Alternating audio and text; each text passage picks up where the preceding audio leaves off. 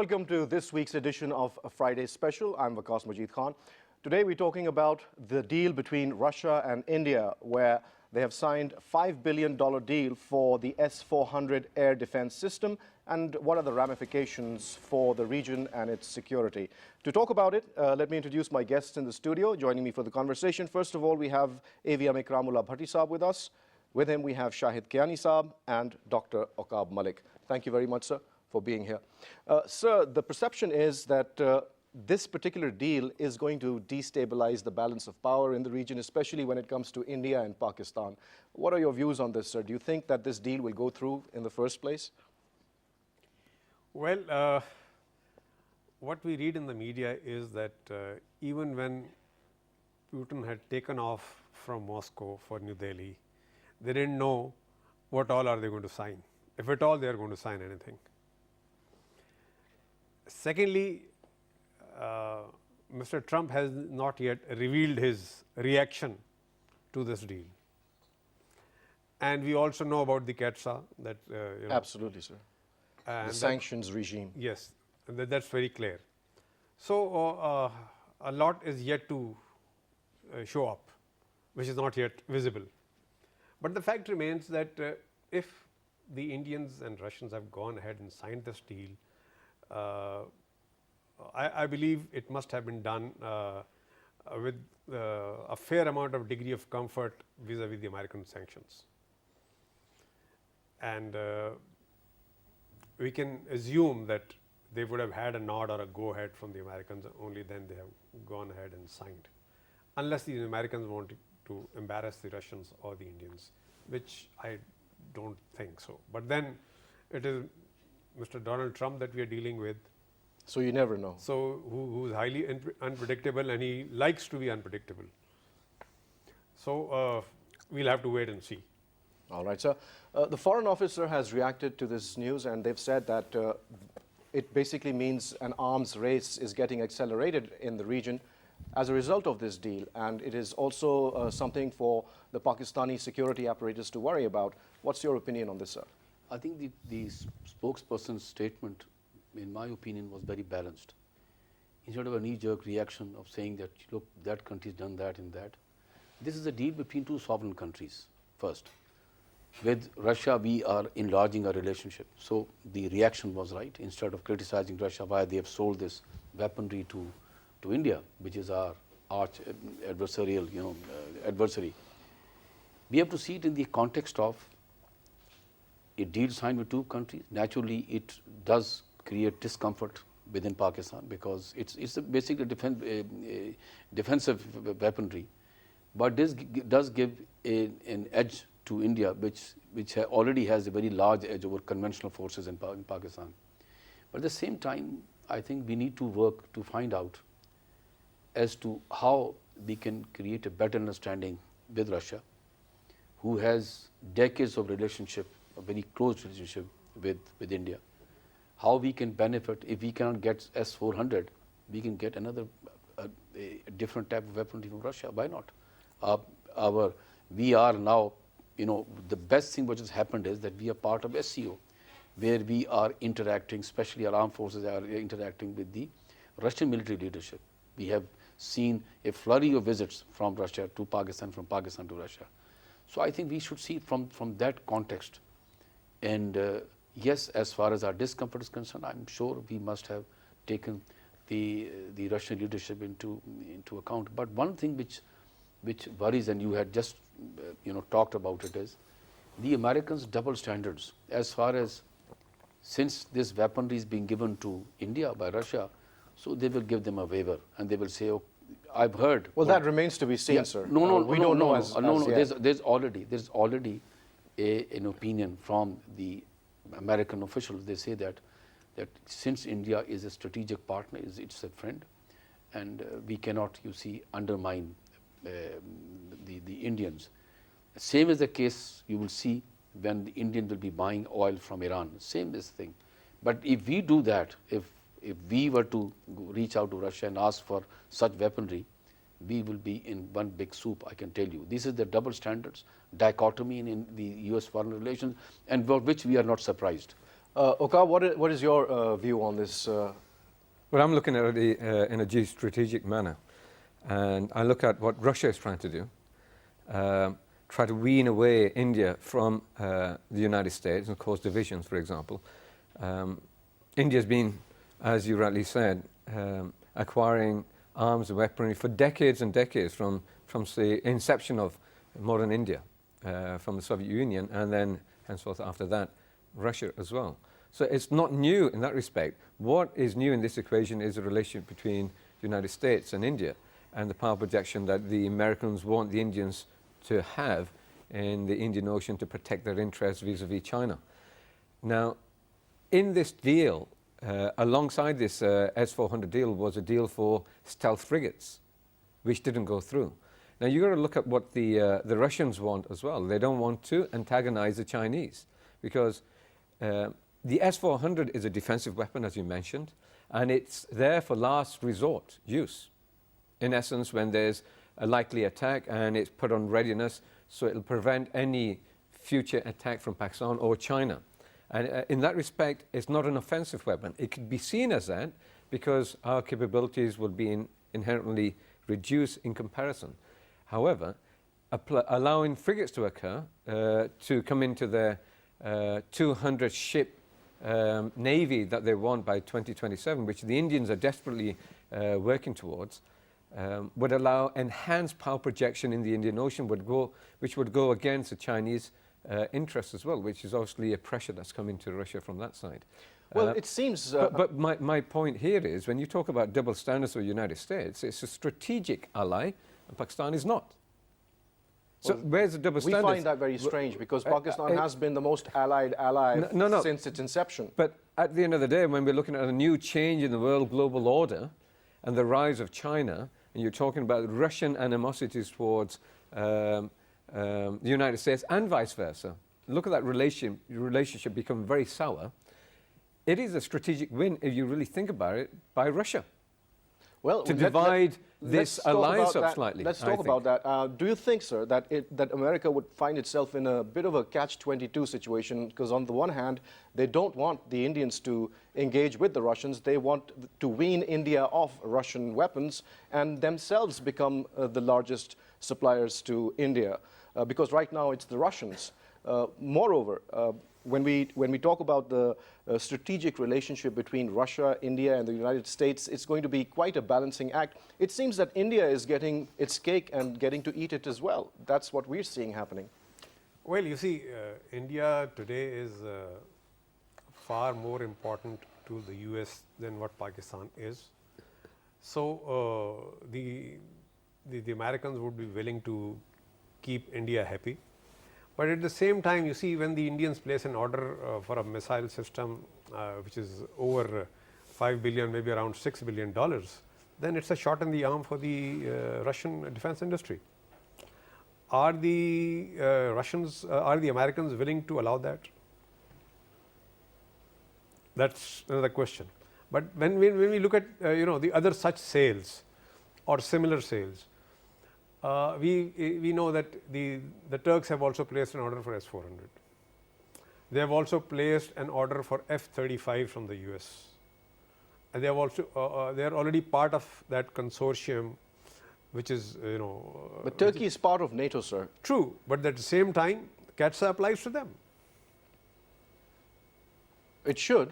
It should technically, but we don't know that. So because the president can give a waiver. True, but then these sales are certainly a test case for the Americans, because they will lose moral ground if they allow the Indians or give them a waiver.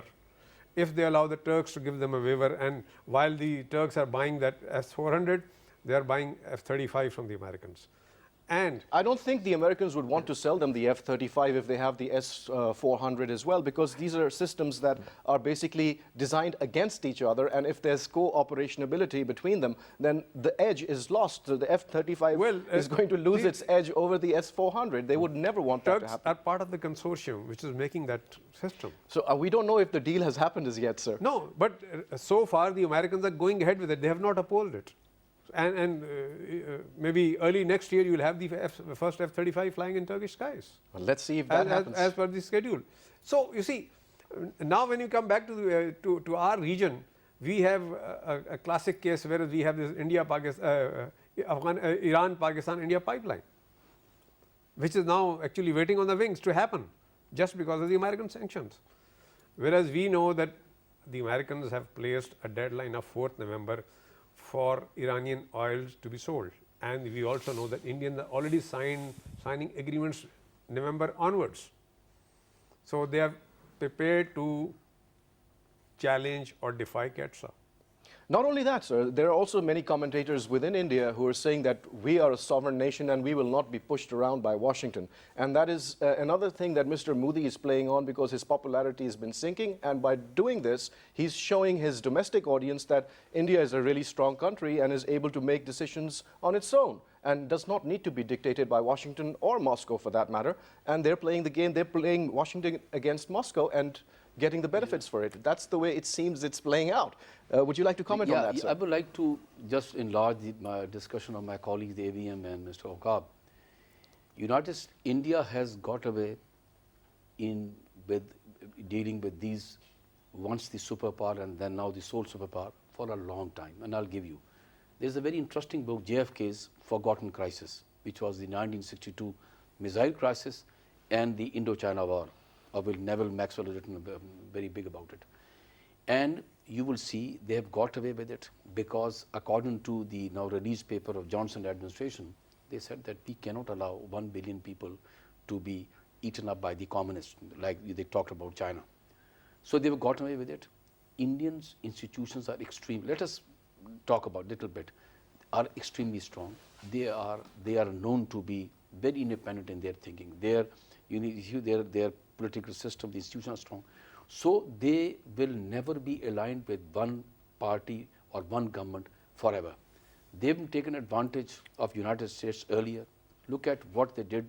They had their relationship with the United States just prior to the 62 Indochina War was, at their lowest ebb. But it took off since then. And now just one liner. Since Clinton, Bush, Obama and Trump, now you see the Indian narrative and the US narrative about us is now very close, and it's in our opinion very annoying, but this is what it is. Now about the morality, AVM saying, I think morality plays a very, very low key in foreign relations. What is in foreign policy, it is the national interest which dictates. India's national interest dictates that yes, India knows that the United States needs India in pushing China, which it failed, but they are using them. He talked about the United States having a strategic dialogue. We also started a dialogue in 2013 with the United States. It's still going on, sir. Going on. So, and then we have been a non-NATO ally. We have been the main the interlocutor as far as Afghanistan is concerned. We are doing our best. We are fighting their war. Let me be honest. Earlier we fought, now we are fighting on war. As far as Pakistan is concerned, I would again, sir, insist these are United States double standards which they've been applying, which we know they will be applying.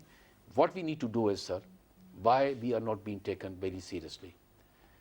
Chinese have been telling us become politically stable and economically vibrant. On both the accounts, as a political development concerned, I think we are in a much happier position than we were. The third transition, democratic transition, has taken place. Our institution getting stronger, but economically we are extremely weak. So when we have a dialogue with countries, we are as an economically non-sovereign country, we are on a weak wicket at this time. But we will not stay like this. We will improve. Only then the country will start taking us seriously, including the United States, including India. All right, Okab, do you agree with what Kiani Saab is saying? But also, I would like to ask you that by buying this particular missile defense system, the S-400, in effect, India is lowering the nuclear threshold within the region and also accelerating the arms race, compelling other countries, especially Pakistan, to also follow suit and make arrangements to counter the S-400. So it is going to be bad, and it's going to increase instability overall in the region. What do you say? Well, let's see how far the region is. If we include China, this is a balancing act. The Chinese have already acquired the S-400. Yes. Yeah? The Indians are acquiring. That balances, puts it to a certain degree of parity because they've got to put some squadrons of the S-400 along the Pakistan border, and they'll be applying some others near China. So that would balance everything out on that side. On this side, however, you're correct. We don't have the technology to defeat any missile system such as this. It is the best one available in deployment, although the Russians have put into production the S-500 already at the beginning of the year. So that's going to be a much more advanced system with a height of 60 kilometers. So, you know, they're looking forward to another thing altogether. But you're right. To an extent, you're talking about instability, but that also depends on the perspective that you use. If you use a security and security box that they're trying to acquire security, which provides insecurity for us, then we try to provide security for us by acquiring arms, which they feel insecure with. It's an arms race in real terms. But we've also got to look at the necessities of what India is trying to do, because their engagement, if you remember the cold start doctrine, which came to nothing at the end of the day because we countered them with al-Nasser, and the idea that we were pushing forward our strategic battlefield weapons, which has been used as a terminology, for example, tactical nukes, but that's not the case. They're still strategically controlled, so they're not tactical in any way. So that kind of defeated their idea of cold start doctrine. So it went against them. It's a cat and mouse game, really, isn't it? So what are we going to do about that? Now, I've been reading up about the S-400 quite a bit in advance as well and before, and trying to find out what would Pakistan do to counter this, because the Indians have been looking at the S-400 for about 3 years already, since 2015. So it's nothing new. And so we should have been very well prepared for this, given the relationship with the Indians and the Americans anyway. Yeah? We've been pretty much distracted with other things, unfortunately, thinking there's going to be a savior saving us, which is highly unlikely in any event. So I think we need to look at, this is the unfortunate part, that we're developing MIRVs, multiple independent entry vehicles, meaning warheads. So a missile contains maybe 8 to 10 MIRVs, warheads, that they would need to deploy at least 2 of these per warhead, and that means 16, so the whole battery of these would go out. And the guarantee of having a target acquisition based on the fact that the MIRVs are not going to have the same quality as another missile, and it's going to be harder to track, and the smaller size of it, it's going to be very difficult. They might waste things. So that's the option that we have. But you know, we're going down the Cold War path now. Like when the Soviet Union and the West went against each other and eventually had 70,000 weapons, which could have destroyed the Earth 10 times over, a complete nuclear annihilation. And we're looking down that. And I think this is a point of concern and pause. That, hold on a second, because we're going to bankrupt ourselves. In the process. And the fact is, with any modern trajectory, economic trajectory, India is going to far surpass even the Americans in the next 20, 30 years economically. Forget about us. We don't have the economic means to do so. But then we come down to this point again, don't we? Where we talk about all and most, in fact, of the peace initiatives have come from us and been rejected by them for whatever their concerns are, which is disconcerting to us further. So what are our options? We have to really think about that. There's nothing that we can just slide over. And it's nothing just technologically based, you know. It's bad news and a certain for the degree of regional, intransigence from our side as well, and their side needs to come to a pass of what we're trying to do to each other. It's a non-winnable war, this is. Absolutely. There's also some political ramifications of this deal, and if the Americans do give the Indians a waiver in this particular case, then they cannot justify that because they have already applied sanctions on China for exactly the same deal. So that's not going to go very well in the global political climate, and especially with the European Union also will not be very happy if they just turn a blind eye to these Russian arms sales to India, considering what they did in Ukraine. So what's your comment on that, sir? Who cares? The Americans don't. unfortunately. That's good. Now, who cares? You see, we just learned from our seasoned diplomat that morality has no place, No place. in international politics. All right. So, if the Americans want to give that waiver to the Indians or to the Turks, so But wouldn't that come to the United be it. Nations Security Council as something to talk about? No? Do you no, think it's that? between, it's not a UN subject. I mean, it's between two countries. Okay. And unless Pakistan gets embargoed for importing oil from Iran or importing gas from Iran, and Pakistan goes to the Security Council that here is it, this is CATSA, and this is how they treated the other countries, hence, and this treatment is unfair to us, so the Americans should not be, doing this to us, and that gets vetoed, and that's the end of the story. Right. So I think while the Indians, when they acquire S-400, of course, this is a very significant capability. They're going to deny Pakistan the use of medium of air for war.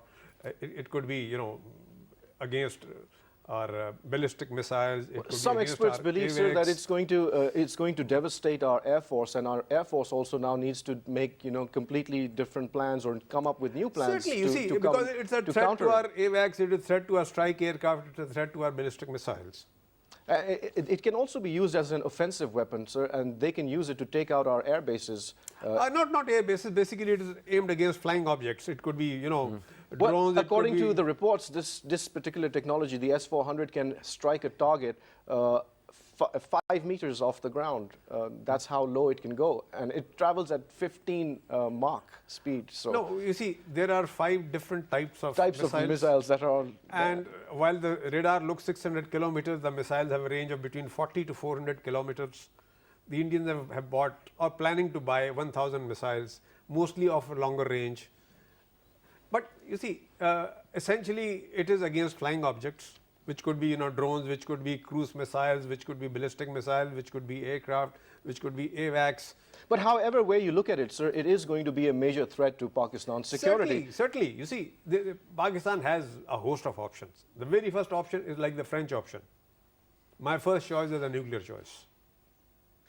And that would be devastating, sir. And that's why we are having this Again, conversation. who cares? Well, that's. This is very problematic. I think that's a very problematic stance. Sir. The fact is, That's a of very course, suicidal sort of way to look at it, sir. You see, the fact is, the entire world should be worried. That's what I intend to say. When Absolutely. you say, who cares? Certainly, the entire world cares. Entire world cares. So. Oh, they should. They ought to, because you see, when they see doomsday approaching because of these two belligerent nations, so everybody wants to live. They want to enjoy this world. But at the same time, they also want to keep selling arms to these two belligerent nations so that their business keeps flourishing. Of course. But these two belligerent nations can't see that. Yep. That's Yes, amazing. yes. That is the most incredible part. But you have to live to enjoy all that. So I'm sure everybody, all those sellers, they would like to, this world to remain intact and, so that they can continue to enjoy the fruits of this, business of death. And of course, they would like to make sure that a certain threshold is not crossed. Well, talking about the threshold, sir, by the acquisition of this particular system, that would further increase the conventional military asymmetry between Pakistan and India. So Pakistan is going to be worried, and we'll be forced to spend money on weapons when we should be actually spending it on our own people. And similarly with the Indians as well. They're spending all this money on those weapons when they should be actually looking after 50% of their population, which is below the poverty line. What do you think about that, sir? President Nixon is in his book, The Leaders, has aptly described Pakistan and India, both. He said it is astounding that in the modern history, he has never come across these two countries who are spending, senselessly on the acquisition of weapons when their own people are dying of hunger, and so this is an opinion. So the thing is, our spokesperson is very right. So we cannot go on a buying spree. Look what happened to Star Wars technology initiated by Reagan and what happened to the Soviet Union. So I think we will have to strike a balance between our resource, we are resources constrained, our the social sectors. Naturally, national security comes first, but look at the people. If you starve your people, and you bring, Indians will be doing the same, bringing your people down to look at the health and skill and education sectors and skill sectors. If your people go down 10 years, 15 years down the road, if they have nothing to prove. The other thing is, as compared to Vajpayee, who's also a BJP leader, he was a more sensible person. You look at during the Kargil war, he was able to manage that war without, antagonizing, without enlarging the conflict. He did it in a manner, and which was, which did not create more fissures with Pakistan, even though our handling of Kargil leaves much to be desired. But at this time, when Modi is the successor of Vajpayee, you have a government. Now, let me just share with you, government whose vision, world vision or regional vision, is far different from the BJP. Another disturbing thing, sir, is with all this saber rattling going on by the Indians, the United States is a silent partner, total silent. Earlier, whenever things got wrong, got bad with Pakistan and India, the back channel, the US opened up the back channel trying to calm down these two nuclear states, because according to US, they say that Pakistan and India are irresponsible nuclear states, according to them. But now you will see a total silence, and again, sir, we come back to the same thing, that the acquisition by India, this thing, naturally speaking, accelerates the arm race. We cannot afford it. Neither in the longer term the Indian will afford it. Their population is rising. It's an extremely important, economic power. But how long would they sustain? How long would they keep on paying for huge amount of money? Because one has to ask this question from the Indians: who are your enemies? Who are you being threatened with? Would you fight a war with China? You've already learned a lesson from it.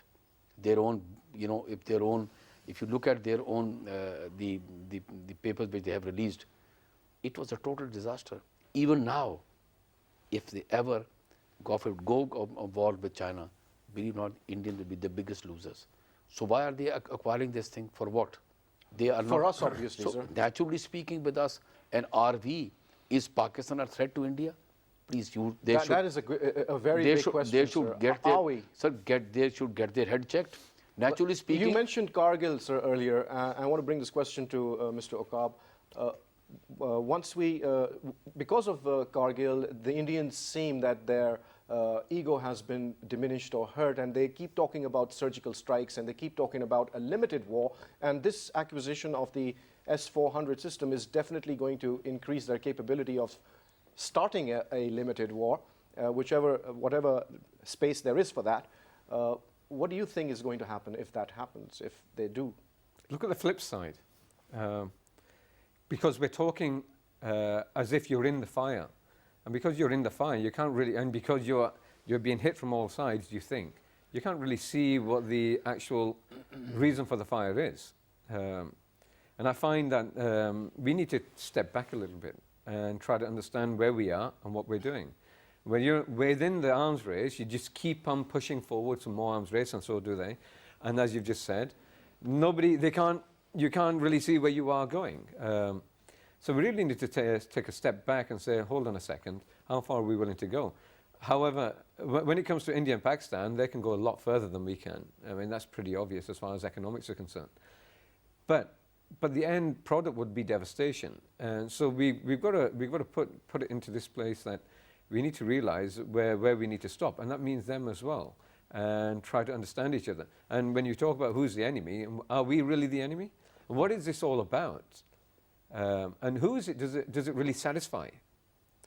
Who are the powers that win out from a war between India and Pakistan? Because India and Pakistan won't win out. So who antagonizes all this? And for what reason? So once you try to understand the wider picture, you try to appreciate, maybe you've got other options then. And I think we need to have a less myopic, a much broader perspective on these things. So coming back to your question, I think this is a complicated issue because of our particular political, economic circumstances at the moment, that we're put in a particular position now with the IMF issue going on, and then Modi signs a deal exactly last week on Friday, that it's coming to a head for us. And we put a lot of pressure on ourselves. There's a lot of criticism, by the way, about how we've handled a lot of the projects and the high interest rates and losing our sovereignty to external power, who we call higher than the mountains and deeper than the oceans and sweeter than honey. But I tell you, it's all about the money. Yeah? So we really got to appreciate our strategic objectives are number one. And we really got to calculate everything according to the wider puzzle, not just a couple of pieces are moving around and then jump into that without seeing the wider implications of everything. And we've got a lot more leverage than we actually think we have, because there's a lot more at play. When we talk about morality and double standard, there is no double standards in international relations. It doesn't exist. That's a contradiction with the idea that there's a morality as well. You say there's no morality, but there's double standards.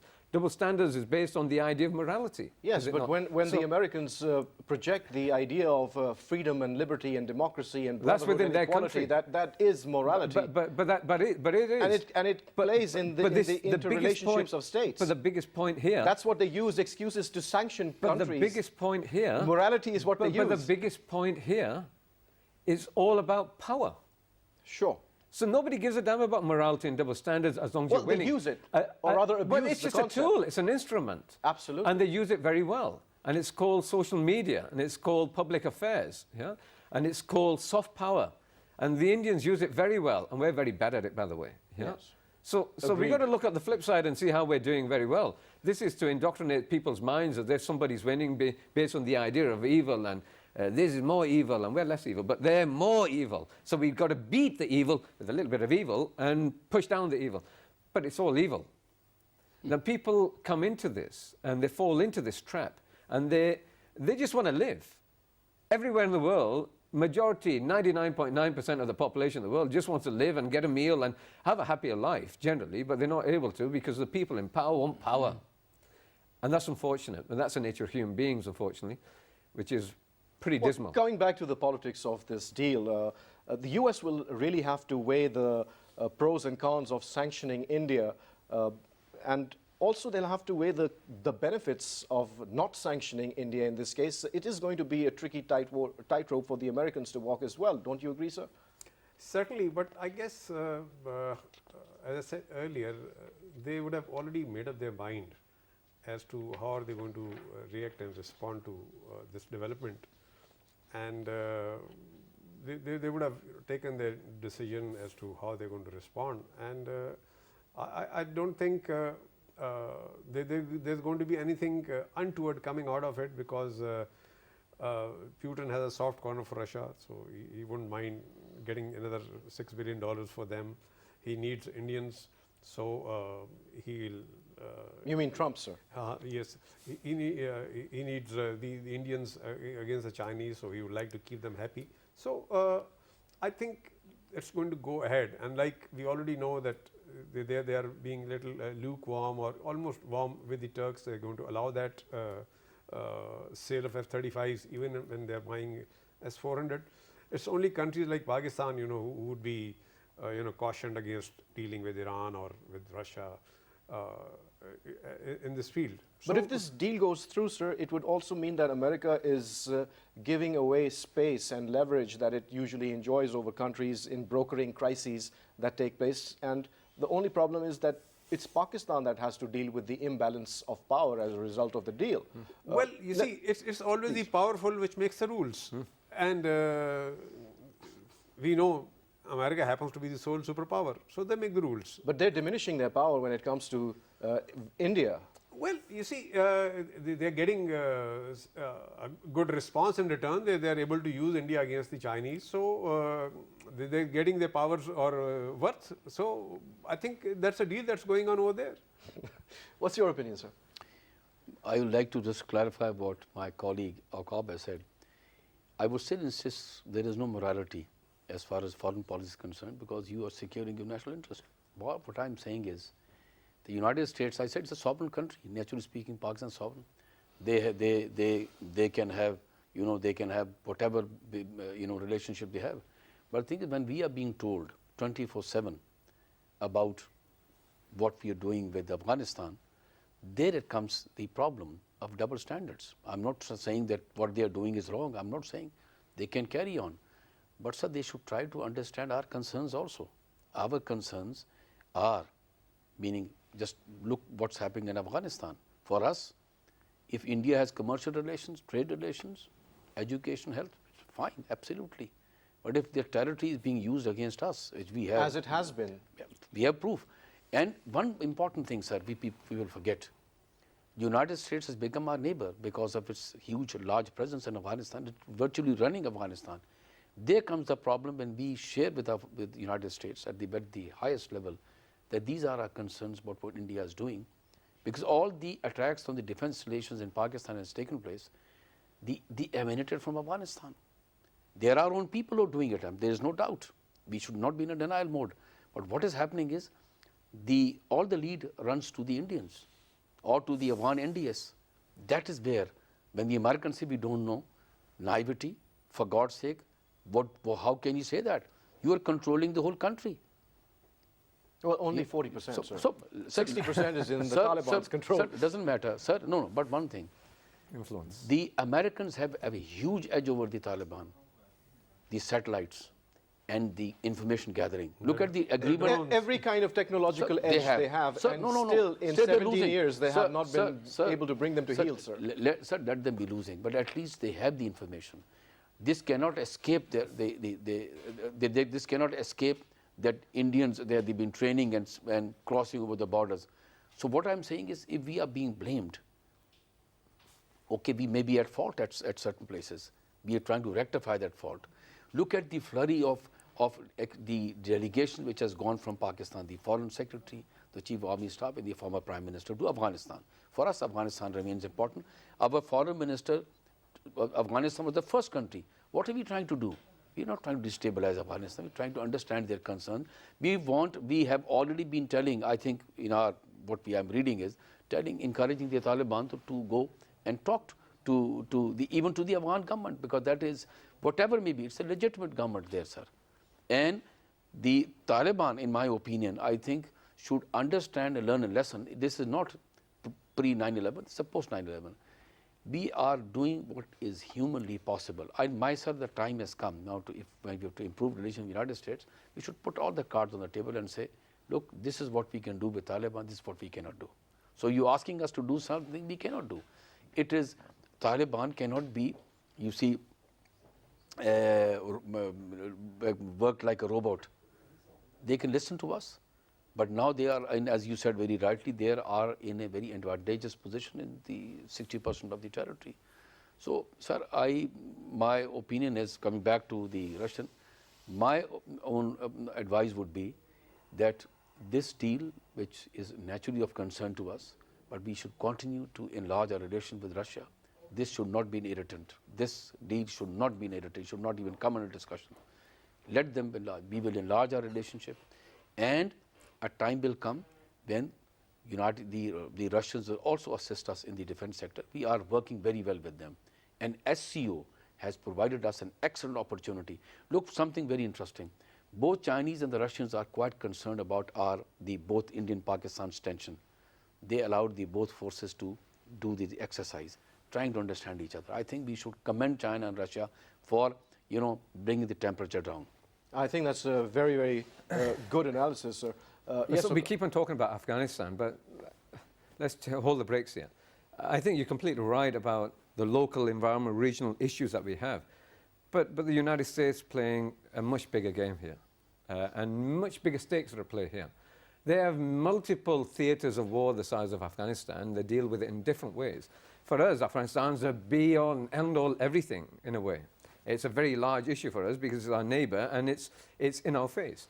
And it's been a big issue for us for the last 40 plus years. But for the Americans, it's not as big an issue as you might think it is for them, because it's not. It's one small part of the big puzzle that they've got to deal with. And India is a much bigger asset than anything that Afghanistan can do. And so we have to look at relative. Are they willing to sacrifice a pawn, or will you sacrifice a queen? You wouldn't sacrifice a queen. It's more advantageous to have the queen and knock off the pawn. And Pakistan is a pawn to them. In the real strategic environment, and as you see the picture as it is, Yeah, but sometimes that's it's what the- it is. Sometimes it's the pawn that does checkmate. Yeah, you know, Yeah, well- that's another little fantasy that we can do then. Yes, absolutely. But however, But we're out of time. But however, We're out of the time. real picture is here. Absolutely. Great power Brings game great that this responsibility. is going on is really great power. There's no comparison between Afghanistan All right. and the next, and now the new Cold War that's erupted. So Yes, it's there's unfortunate. nothing. Very That's unfortunate. just one pawn. And the arms race keeps on going. And it'll carry that's on. the bottom line. Because Well, we're humans. And we're thank you stupid. very much for taking out the time and sharing your views with PTV World. It was a great discussion. You heard the conversation, and in the end, we always say, please draw your own conclusions from what you've heard. That's all the time we have. Goodbye.